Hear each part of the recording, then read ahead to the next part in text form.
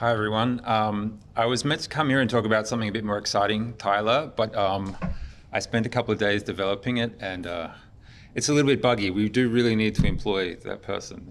It wouldn't make it through a whole presentation without locking up VS Code. So I'm going to talk about more of the stuff that I do day to day and what I've been working on over the last few years. I did a talk here 2 years ago on Raster data in Julia, and mostly rasters.jl. And we've done a lot of work since then. This work it's kind of spread between me, Fabian Gaines, Felix Kramer, who's here, Alexander Barth, who's here. And we don't necessarily all work together or to the same plan, but we try and collaborate. So it's like a meta plan kind of out of multiple people's different plans. But I'll kind of talk about the packages and the ecosystem. I'll talk about the ecosystem, dimensional data, extents, disk arrays, common data model, YAX arrays, and rasters. Sorry to Martin, I'm not talking about geo arrays, but I think you don't use it much anymore either, right? You told me the other day you were going to convert some of your own code. Like, just to keep things simple. Okay, so I made this little map in, how come it's not showing? Something's happened with the, I actually can't scroll down. Oh my God. This is just broken. Anyway, the point of this slide was to say it's too complicated. We'll move on to the next slide. But basically, I'm trying to show we have front-end packages, we have YAX arrays, rasters, and common data model, which is unfortunately cut off on the screen. We have interface packages, dimensional data, disk arrays, geo-interface, extents. And then we have a bunch of data source packages like ArchDDAL, NetCDF, ZAR, that actually do the reading of raster data from disk. And a lot of work in Julia has gone into how do we take all these packages that do the reading and standardize it so that we can access different data sources in the same way. And that's kind of what YAX, rasters, and common data model do in different ways. So to cut out all of those data packages, which are the lower level things actually getting data from disk, we get more of an image of the structure of the dependencies of the ecosystem and how they kind of relate to each other. So key dependencies are disk arrays, which does chunk disk handling, and that's a dependency of YAX and rasters. Dimensional data is now a dependency of YAX and rasters as well, which does named indexing and data selection. Geo-interface is more for geometries, but in rasters we use it just because we have CRS and extents that are common. And extents as well gives us this commonality of extent objects across geometry and raster data. So all of these packages I'll go into some more detail in this talk and try and talk about how they relate and where they're at and what's happened in the last few years.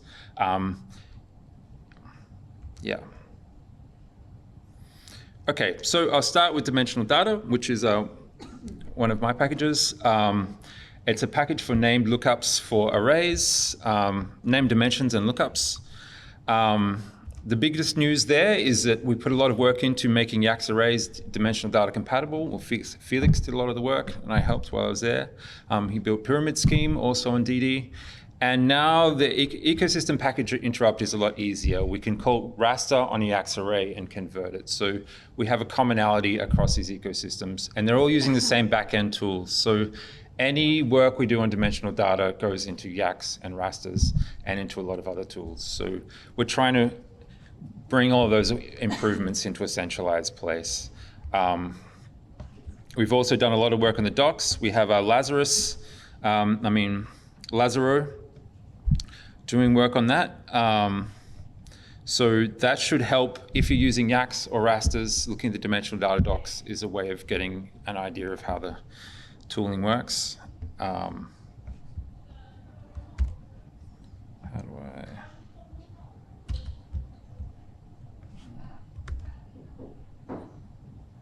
Oh, sorry, I've just lost the presentation, as you always do. Sorry, hang on.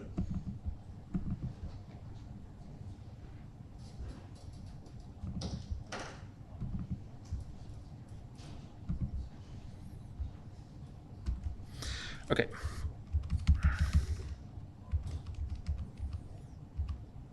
Yeah, so everything I show you for dimensional data is now also for YACs and for rasters, and that's kind of been our aim. So say group by here was made when I was at the Max Planck Institute for use with YACs with Lazaro. But we added a group by function to dimensional data so that you can group by time, do other operations like that, like a data frames group by, but spatial or temporal based on the axes of your data. So here I do a group by on a XY time data cube and group it by month. And then we get a group by dim array, a dim group by array of grouped arrays. And then we can take the mean over those. Simple group by operation. It works pretty similar to how it works in Xarray. So we're also trying to fill out functionality that you get in Python in Xarray. Another thing that we've added is this @d macro, which is for like spatially aware and dimensionally aware broadcasting. So in raster data and spatial data, we nearly always know the axes of our data. We don't have a matrix or an array. We know it's X, Y, time, things like that. And that gives us more information than Julia normally has for doing operations. So this means, say here I define two arrays, one with the same X dimension and one has a Y dimension. If we try and broadcast these arrays in Julia, that will fail because Julia doesn't know to match the first and second dimensions together because they're different sizes. But in dimensional data, rasters, YACs, because we have named dimensions, we can broadcast over any combinations of dimensions and it will find the right way to match those up. So you don't have to worry about the dimensionality of your data, that just gets resolved for you. It will also check that your dimensions actually match. So you want to know that you have matching values. You're broadcasting over the same spatial areas. You can turn those checks off as well if you don't want them. Yes? This is called dimensional data.jl, but this is a subsidiary of rasters.jl, so is it exported also in rasters.jl? So dimensional data is like the interface package. Raster's built on dimensional data, but YACs does as well. So this will work on all of those objects, anything that's an abstract dim array, on pyramid scheme as well. So yeah, this D macro will just work on all of them. Yeah. Yeah. Can I ask a question about the group by? Yeah. When you apply the mean dot to the group, Yeah. over which dimension? So it's average? Yes, this is an important question. At the moment, that's just summing the whole array. But we have you'll see I'll get to the to-do list. Yeah, we need a combined function. It's actually quite hard to do that kind of thing with the Julia syntax for broadcasting, and that just gets very clunky to do it over specific dimensions. But there is a plan for that. Okay, another thing we've just resolved, it mostly just worked out of the box, is as well as Mackie and GeoMackie, you can just use algebra of graphics on any dimensional data, rasters, YACs array objects, and it just works. So here we can use this like ggplot style algebra graphic syntax to draw. And because these are dimensional data objects are all tables, so it just uses a tables.jl interface underneath. We also added so you can use dimensions directly to make the syntax a little bit nicer. That's just a nice little bonus. We've added a bunch more ways to do indexing. I won't get too much into the details here, but people that are interested, dimensional data has a lot of these lazy indexing objects like dim selectors, which it lets you select the values from one array into another array, or things like that. So if you have arrays that have different areas, it's like a cheap interpolation, or like a nearest interpolation. Yeah. I have a question for this one as well, because sometimes, depending on the data set, sometimes a data set will give you 0 to 360, but sometimes you want to do it in the negative 180 to 280. So Yeah. that would often mean that quite often you doing, say, from you select from index 80 to 20 and then 1 to 5. Is that possible here? Actually, I'm not promoting this, but dimensional data has cyclic indices. So you can make a lookup cyclic and then you don't have to worry about the wrapping. You set the cycle size, so say it's 1 to 360, and then you can index with negative 180, and that will just work. It will find where it is in the cycle. But that's not that accessible at the moment. We need to build it in so it's detected from CRS, and that's quite a bit of work to do accurately. But you can do it yourself and make it work like that. You look up cyclic in dimensional data. We can also use extents. So you can index with the extent of a geometry or the extent of another raster and get the extent of raster data back out.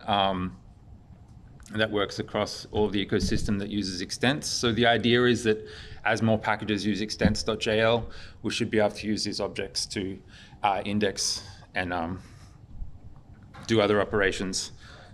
Yeah. Is this taking Jena or the other one? What's that? So if you have your extent and it doesn't fit the grid line of your... Yeah, you can modify the extent. This will take everything inside the extent if you just do it like that. You can wrap it with touches or near, and that will make it every pixel that is touched. Yeah, yeah. Okay. Yeah, there's modifiers. I didn't put, I'm not going into those kind of details for this talk, but we've also just had Xarray integration for people that do Python, that use Python and Xarray a lot. We've started integrating so you can just use Xarray objects directly in rasters in dimensional data. There's a bit more to do for it to work with stacks, but the code's around. Another thing that's really good to have in spatial data is to be able to convert from incomplete tables to rasters. Yep. About the Python Xarray integration, this is useful when you have an Xarray object that has special drivers or something that we don't have in Julia yet? I think it's just if you have some code that you're using in Python and you want to pull back and forth. I don't actually use this, but. I think there's certainly a lot of readers in Xarray that you could use, so you can pull it into your Julia workflow. Yeah. Gotcha. Okay, so we're You using could the access cursor. the data from Python side and then go to Okay. DB or Yeah. Xarray or Raster or something. Thanks. But yeah, we'll try and flesh that out a bit more in the shortly. Pulling data from tables that are incomplete, that don't have all of the axes, and like finding out what the axes of the spatial data should be is a cool thing to have. And we pretty much have that finished. We just need a little bit more work to finish it off. So that should give us interoperability between dimensional data objects and data frames with filtering and stuff, and we can rebuild our spatial objects after filtering. Interpolations.jl is another one to use less and less GDAL and use Julia native interpolation instead. The plan is to just have that as a selector, like an interpolating selector in dimensional data, so it will work in rasters and YACs as well. So you can just, instead of going nearest or near or at or whatever the selectors are now, you can interpolate and get it, interpolated values back. Then another one answers Alexander's question. We need a combine function for group by. So a way of combining over, say, a single dimension, but then concatenating the arrays back together into a single array. So we need a way of doing split apply combine, but spatially, and combine will be that function. We also need this, Fabian Gans has this idea of a lazy group by, so we can do group by over chunked out of core memory and optimize that in the combine function rather than doing the reading in the group by first. So we do a lazy grouping and then combine it over disk chunks. Yeah. Any other questions on DD? Yeah. Can I just make a comment on dimensional data? Like, if you use dimensional data in your scripts or your code, it makes all of the coding much more literate. It's just very, very easy to read. This package is one of the best packages I've seen in 5 years. It makes a huge difference to how you program. Other than just the functionality, it's really impressive. If you haven't checked it out, go play around with it. It's phenomenal. Thanks. Yeah, and that's kind of been the idea. It's meant to be literate programming. Everything is named. Everything it's discoverable from reading the code. The next package I want to talk about is extents.jl, and this is the reason I want to talk about it. I don't know if you can see, it has 27,000 downloads a month, and it only has 4 stars on GitHub, which I think is probably the highest ratio in all of Julia. So yeah, this is depended on by basically all the geospatial, or a lot of the geospatial packages now, by Mackie and a bunch of other things. And it's very useful, but just as a very simple thing. And that was kind of the idea with it, is what is an extent? It's basically just a name tuple of tuples that are the bounds of some object in some kind of space, not even geographic space. That can be in time, whatever your dimensions are. You have a square, a cube, rectangle, whatever, and we just need a way of labeling that that's what this object is. Instead of previously, there's a bunch of different ways of having bounding boxes that are vectors. This is just one object that does that. But the beauty of having an object that does that is then we can define like proper predicates on it. So we have spatial predicates that are accurate, that are very, very fast. We can get the disjoint, intersections, overlaps of any spatial objects, of the extents of any spatial objects. So for like spatial indexing, to make geometry operations fast, if we're rasterizing a geometry, first we'll check, does the extent of this geometry even intersect with the extent of the raster? So we can throw out everything where there's no intersections with very fast operations first, and then we can do rasterization later. So that's the kind of the use case of what these predicates are for. We also have like intersections and unions, so you can join extents to get the areas. You've got a whole bunch of spatial objects, you've got rasters and geometries. You want to get the unions of them all, the area of them all, use union. And just as an example, it came out at 5 nanoseconds. I think my laptop wasn't plugged in, but it's normally like 2 or 3 nanoseconds. So these are all really, really fast operations. You can use them inside algorithms and inner loops, and that's kind of the idea. Yeah, so they're kind of used under the hood a lot. But for our package developers, it's a simple tool that's meant to be like a standard generic language across geospatial packages.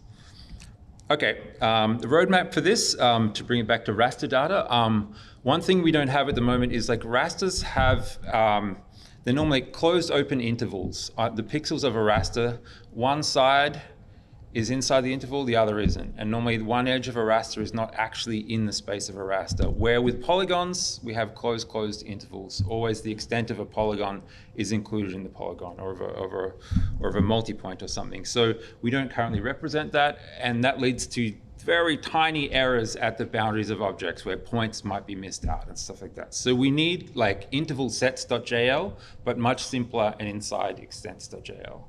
And that's, yeah, something that will be added next. And that just means, say, when you rasterize points, there won't be any errors at the edges, which we kind of hack around at the moment. We also need support for cyclic extents for handling geometries that wrap around different areas, or rasters that cross the 180 line. Yeah, it's fairly simple. Okay, any questions on extents? Yes?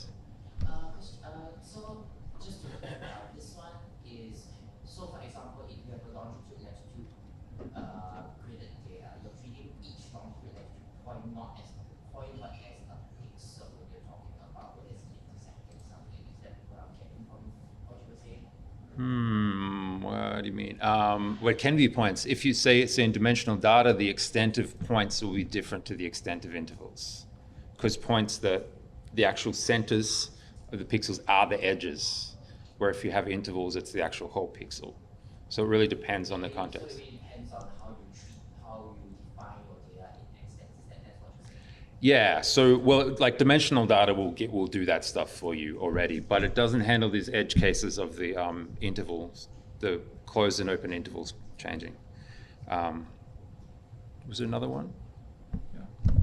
For the second one to work, we should implement some way to distinguish between projected and geographic extents. Right? Yeah. Everything is called XY now, and we all make it uppercase, but you can choose anything you want. Yeah. But you don't want to mix spherical extents versus projected ones. Yeah, totally. Thanks. Sorry, what? Yeah, we need a bit more metadata on all of the extents. It's quite bare bones at the moment. Yeah. Okay, the next thing I want to talk about is disk arrays. I guess, do people know what disk arrays is? I think, generally. I'm not really going to go into the details, but it's an interface for lazy chunking systems. So when we have like larger than memory data or just very large data, we often don't want to read it all at the same time. We don't want it to, or if the data is on the network, we want to read it chunk by chunk in an efficient way. Often data is stored in either GDAL by default, it's columnar data, but often TIFF and XIA will be stored in tiles, so 256 by 256 or something, and we want to operate on each of those individually.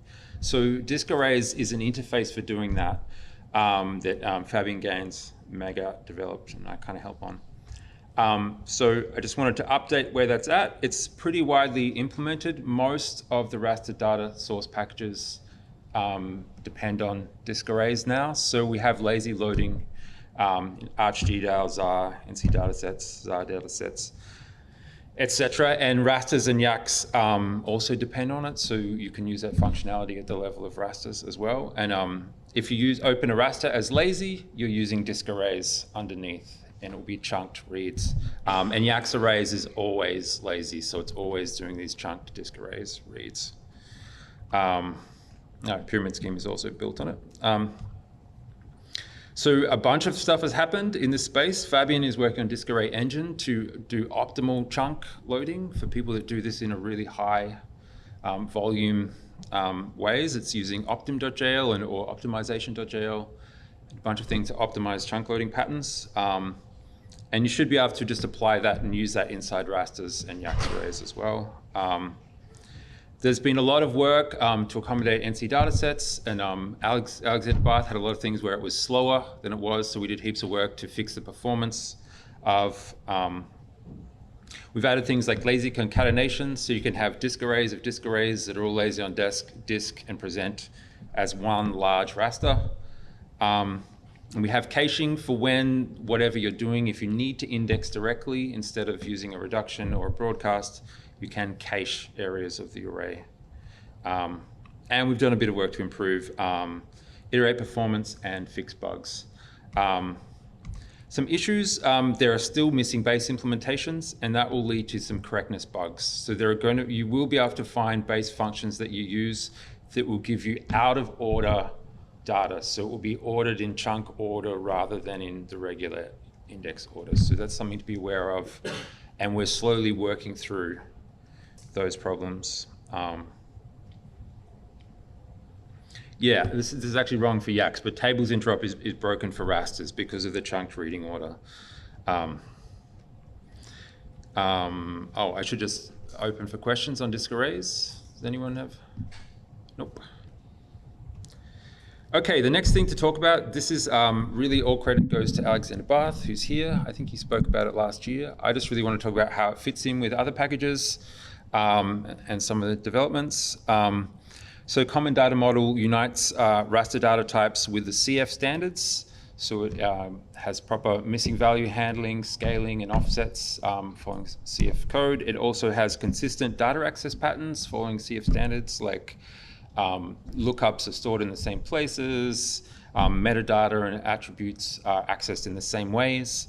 And this is really nice for working on top of. It means that you can swap out different backends really easily. And in rasters, I can build on this and not write a lot of the code myself. I wanted to do an example, but I couldn't download the data on the network here. So I'm sorry, it's not actually running just because of the data size. But you can use it as a front-end tool like rasters. So in some ways, it's a competitor to rasters as well. You can use it for selecting spatial areas and stuff like that, which is cool. But I couldn't run that. But I wanted to show you the implementations in the last couple of years. Gone from having NC datasets to group datasets, XAR datasets, TIFF datasets as well, that unify all these data sources with a common interface and apply CF standards to them correctly, which is great. Some issues at the moment in terms of the ecosystem, and this has been an issue before Common Data Model. It's with NetCDF and CF standards generally, or the second one is, yeah. Okay, The second one is geointerface CRS is not included, so we can't get the CRS and projection of ZAR and netcdf files yet. We have to do all that manually because there's a bit of work to reading the CF standard CRS. It's not a CRS like GDAL objects have. It's not Proj or well-known text. So someone needs to write that. It's probably quite a bit of work to write a parser, but we really need one. It would be really nice if Common Data Model had geointerface.crs and we could just get the projection of any of the objects as a thing to tie the ecosystem together. The other thing is Common Data Model CF variables are not yet disk arrays compatible.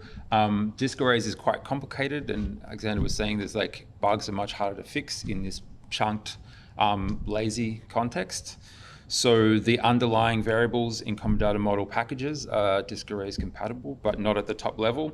So there's still a bit of jostling. I need to do a lot of that manually in Rasters, and in Yaks we do it manually as well. Okay, I'll talk about Yaks a little bit, but also I don't really work on it. But it's lazy data cube loading. It's coming more from a big data perspective where data is always lazy and larger than memory. The biggest news recently is that it's dimensional data compatible. As I said before, Felix did heaps of work, and I did a bit of work with him as well to make it all work. And that means it's interoperable with rasters now, essentially. If you have a Yaks object, you can wrap it as a raster and you can use rasters functions on it. And mostly that will just work.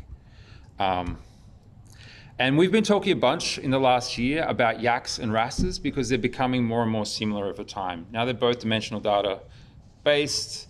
They load the same kind of backends in slightly different ways. It's slightly annoying sometimes that they're a little bit different. But ultimately, it might be nice to just have one package that does all of that. But there's a bunch of work to do to make that happen. So there are differences like in the degrees of laziness and how laziness happens. So we might need to have a way of setting different kinds of laziness modes where Yaks will basically never load the data unless you really need it. And rasters will much more eagerly move your data to memory. So yeah, a bit of work there. And we've been talking about Yaks becoming more of a way of testing disk array engine and that kind of work internally at MPI and moving more functionality to rasters. But it may take a few years for this to happen. We all work together most of the time anyway, but it's a bunch of work to bring all these things together. Okay, now I'll talk about rasters. There'll be more in this because it's my package and I know more of the details. Essentially. So rasters is providing common objects for raster data, some plot recipes for Mackie and plots.jl, and a lot of GIS methods. We've got rasters, raster stacks, which is like a collection of rasters, and series, which is a multi-dimensional collection, and general GIS functions, rasterize, mask, zonal statistics, extract, things like that. And recently, Anshul has been doing some benchmarks, and this is a benchmark that existed for R and Python packages. And this is the first iteration without trying to make it faster. If you can see Julia and rasters.jl is the green Julia triangles at the bottom, and this is a logarithmic plot. Yeah. So we were talking about energy use before. So this is most rasters GIS operations are using an order of magnitude less energy and time than Python and R. So it's mostly competing with GDAL. Yeah, so zonal statistics you'll see at the end is basically rasterize or mask underneath. So rasterization and masking is also an order of magnitude faster than basically anything else. Extract is really fast. MVDI is just a broadcast, so everything else has a hard time with that. That's fast in Julia. And actually cropping at the end, we had to change that by 2 orders of magnitude to not ruin the graph. It's a few orders of magnitude faster than that, because it's just a view anyway. This benchmark, I mean, to mention, it was not made by us. It was an original benchmark preparing Python and R. I happened to be around. I think Anshul wrote the first version for Vector, and now we're thrashing the benchmarks with Julia stuff. Can we talk this to the rest of the Python community? In the geospatial community, this And this graph has really made us think like, these algorithm improvements are the real kind of use case for Julia geospatial tools. Like where I'm working at the moment, they're spending days extracting lines from massive rasters, like literally days. And in rasters, it will take minutes. So it can completely change their workflows. So I'm really gearing more towards making all the methods faster, and maybe we can expand this plot to test more things. We just have point extraction here, but I'm pretty sure line and polygon extraction will be similarly better, even more. But we need to, yeah. Zonal is polygon extraction. What's that? Zonal is polygon extraction. Kind of, yeah, kind of. Yeah, zonal's faster. But line extraction, I've actually added some more things for line extraction. I'll get to that. Both for R and Python, there's actually more wrappers around C++ detail. Mostly they are. You'll see, I think exact extractor is a specifically made extract and zonal tool for R that's custom C++. So that's not GDAL, and that's why it does quite well. But it's, yeah, everything else is mostly GDAL. So is the problem with GDAL, or is there a way of writing a wrapper around C++ library? I think it's more fundamental in having an object you have to wrap, because it's like these are mutable objects that need to be they need finalizers. There's like this much less that the compiler can do to optimize them. It's like all object-oriented programming where an object is created. Like in GDAL, you even create a point as an object that needs a destructor. Like we don't have any of that. We can use tuples as points. Like how Anshul was showing you, our apply completely compiles away. So we can do operations over a whole tree of geometries with no cost at all. And you just can't do that with, they're actually having to read the pointers and jump between them. What kind of object is this? What is that? I don't know. I'd actually really like to investigate it because this doesn't seem right. So there have been some discussions on this. GDAL's zonal algorithm, or rasterization algorithm, is actually slower than what we have. So that's one part. The other part is that generally, all of these Python libraries and R libraries, the speed of a Python wrapper or an R wrapper is less than the speed of a Julia wrapper. And of course, when you write the algorithm yourself, it's faster. Yeah. You can actually see in where we have read and write, we still win read and write, even though that's just calling the exact same GDAL or backend library underneath. So just the overhead of Julia is much less. It's load and write on here. But that's not all of it. It's also the algorithm and the data structure underneath. Yeah. I wanted to sort of follow up on that, maybe a bit on the question about Python as well.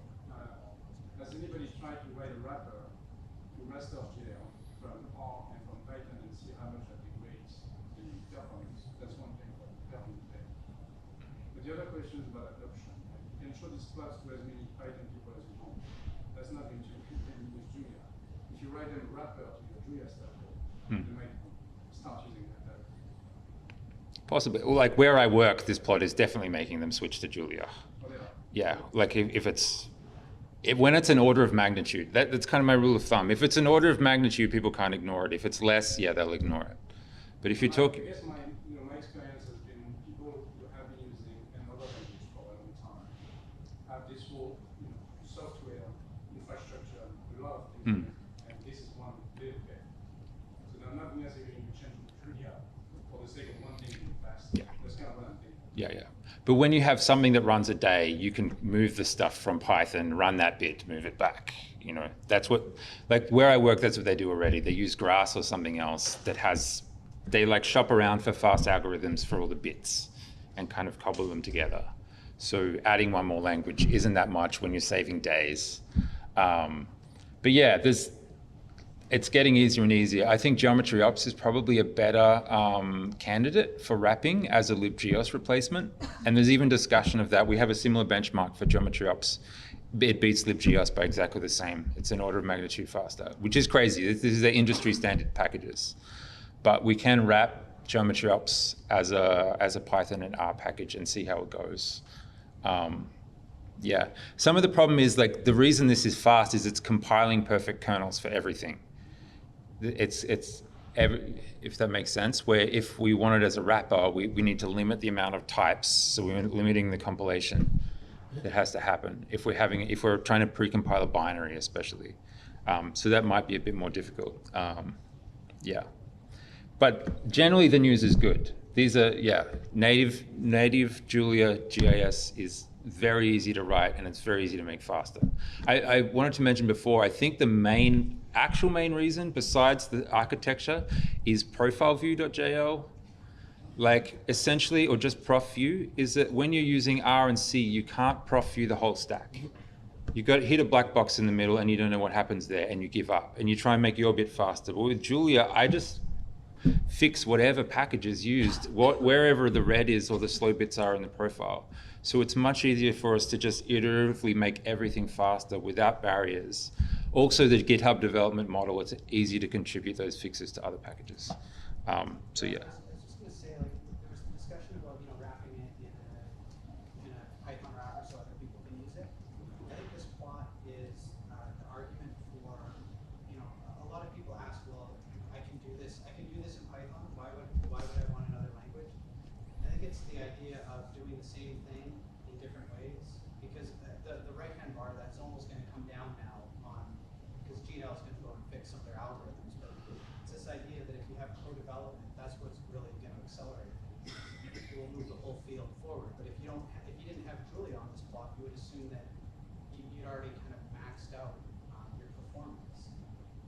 So I think that even in independence, even if they don't come and use it, the value of generating a plot like this can be huge, because it will now make the other communities go and improve their workflows. Yeah, I would like them to use my packages, but you may be right. Yeah, and the reality is, I don't think my rasterization algorithm is like way better than anything else. It's just profile view, and it's just easier. I can put in a lot less time to make something that fast. Doing that in C++ is going to take 10 times as long. So you're just going to give up earlier. That's what the main difference is. Yeah, especially when you have to think about how is this C++ going to be wrapped by Python and wrapped by R and how they're going to access. Well, I can just forget about that and optimize the whole lot. Okay, next thing. News with rasters is we've now depend on common data model, which has made a lot of things easier. Tristan Carrion did a whole lot of work on common data model and GRIB datasets to make GRIB files work in rasters. I never use GRIB. Does anyone use GRIB here? I'm always wondering who actually uses GRIB. But like some people use lots of GRIB, so they need it. Anyway, so we have GRIB datasets now, and that works in rasters. You can read. ZAR is becoming more and more common, so Felix wrapped ZAR. These are still both read-only. GRIB is a bit harder to get the right working, but ZAR we will do that soon. And yeah, you can see here an example. Using Raster's ZAR datasets, we can just load that file directly from the web as a raster, and it works as is fairly easily. This is lazy, correct? That's not even lazy, that's just materializing it. But you don't need to download it or anything, it just does that. Does download backend, I assume? I said this is just metadata, right? It's not necessarily. No, but this actually has the data, because I didn't put lazy equals true, so it is actually just downloading it. It's just a small file, yeah.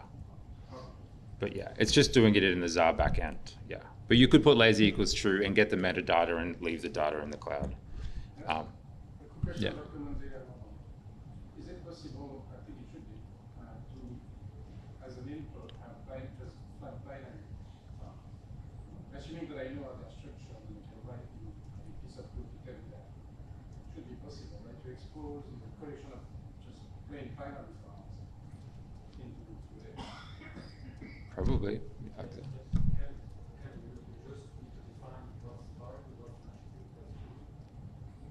that essentially what ZAR is? Maybe. But I mean, ZAR would have been a bit of a, something I don't understand what it is. So this I cannot understand, it's a representation of the data. ZAR to me is a file format, and I guess there's some implications for that. But I don't know enough.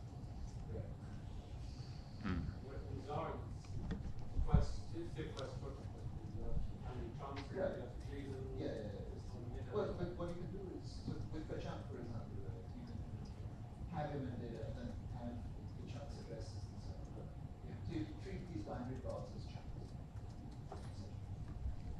That's what I do. Yeah, you take it into the entire. Talk about this in afternoon tea.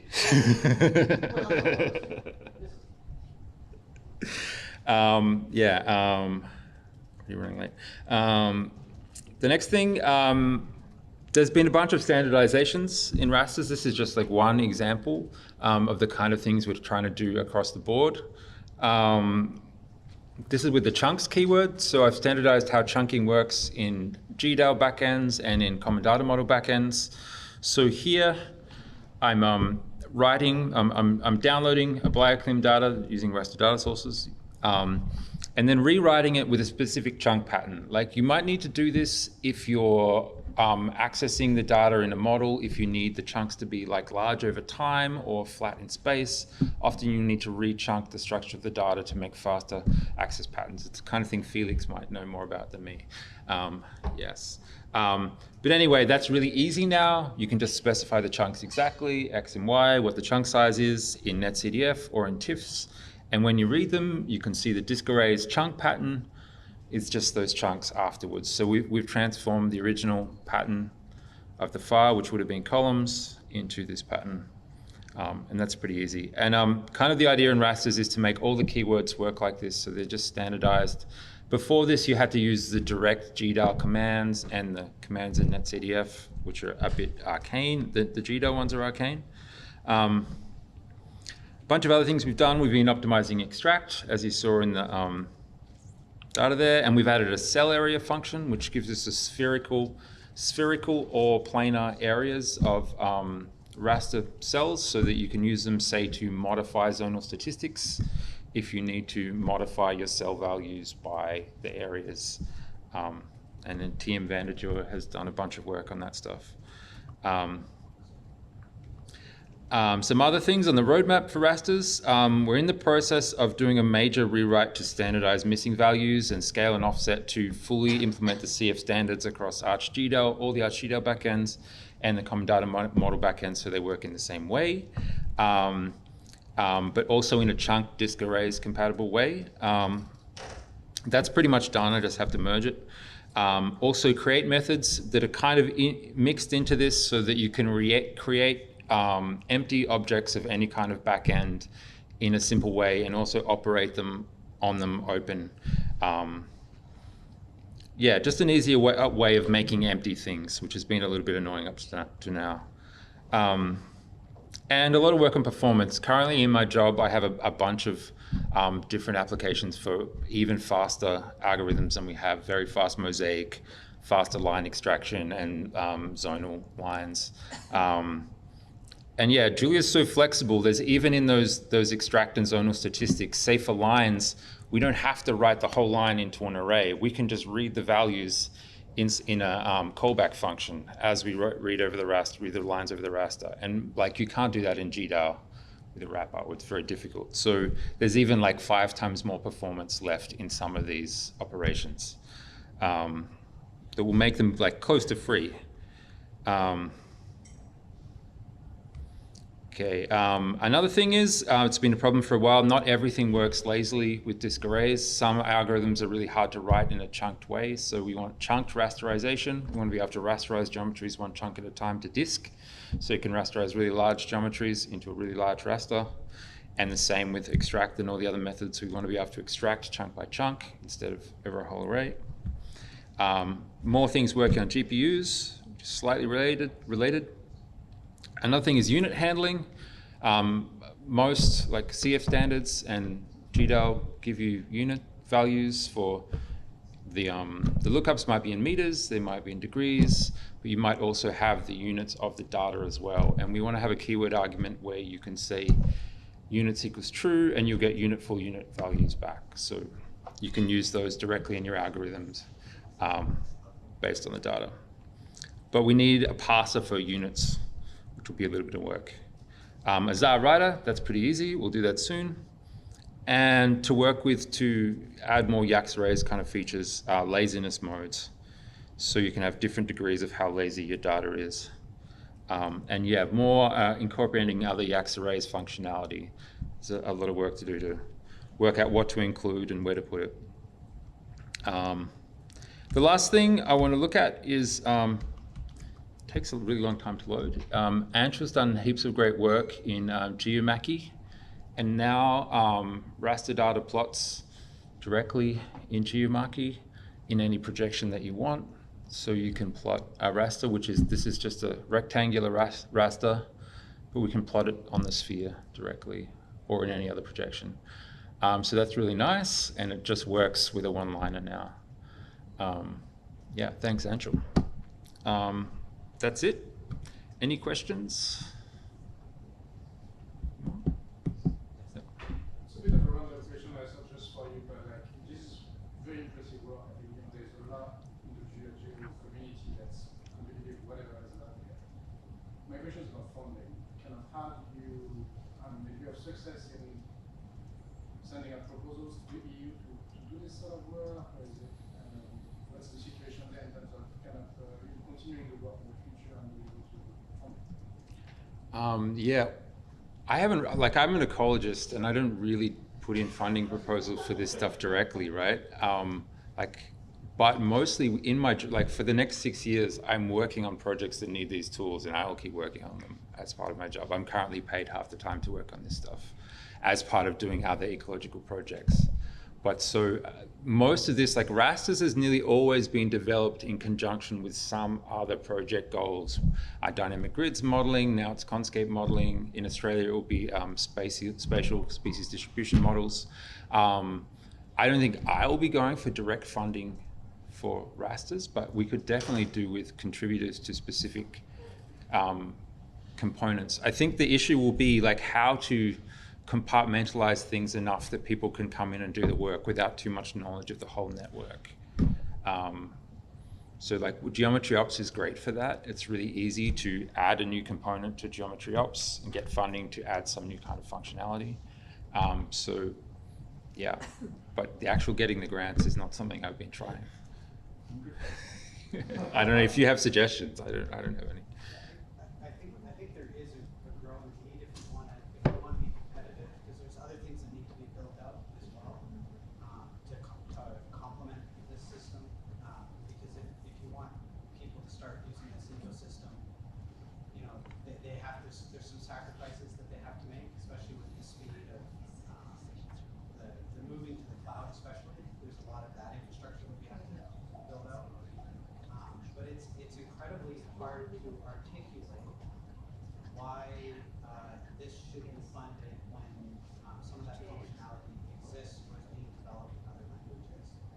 And so one recurring theme I've kind of had is like, you know, we need to do a better job of articulating what the uniqueness is of Julia without a whole bunch of adjectives. It would be nice if there was something more concrete that we could point to. I had a thread on discourse about that. You know, we're not going to get any funding unless we can better articulate exactly why it's more compostable, you know, why we can iterate faster, all of these things in some sort of quantitative ways to articulate. And I find most of the time I'm using Julia, and most groups I know using Julia have some other high performance requirement. They're not doing it just for the geospatial tools. Like they're doing some kind of modeling that in itself makes sense in Julia. And that was why I started using Julia. And the geospatial tools came later, right? It's like we're doing all these models in Julia.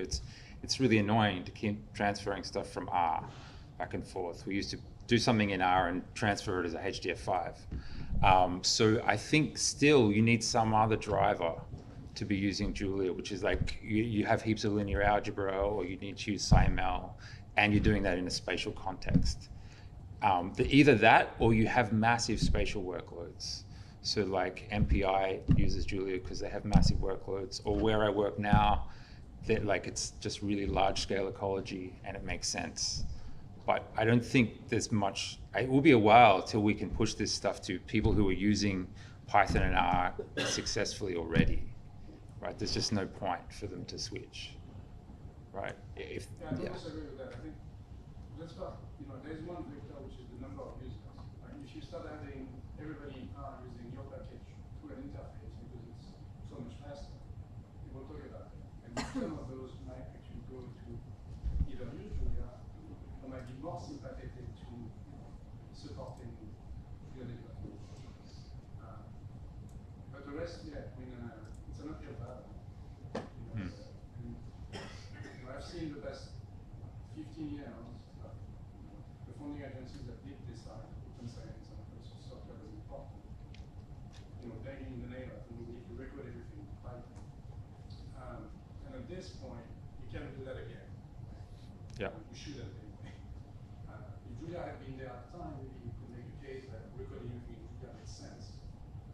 But I do think that was not happening or not today. Partly because Python came before, and recording everything in Python has gotten traction. So there's a lot of people that have invested in that. Not that I'm suggesting it's what you need to do.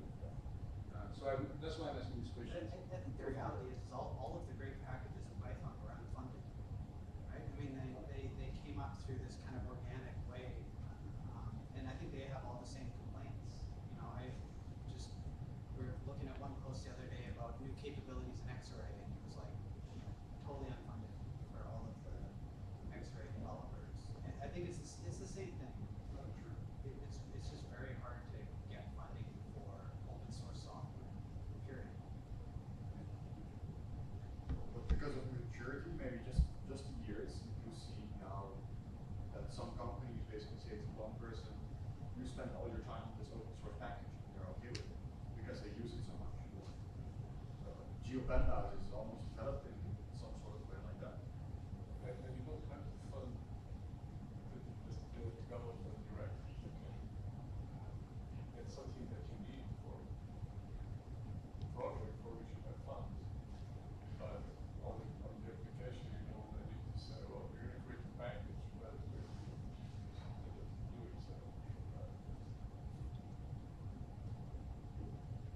Everybody's selling a package.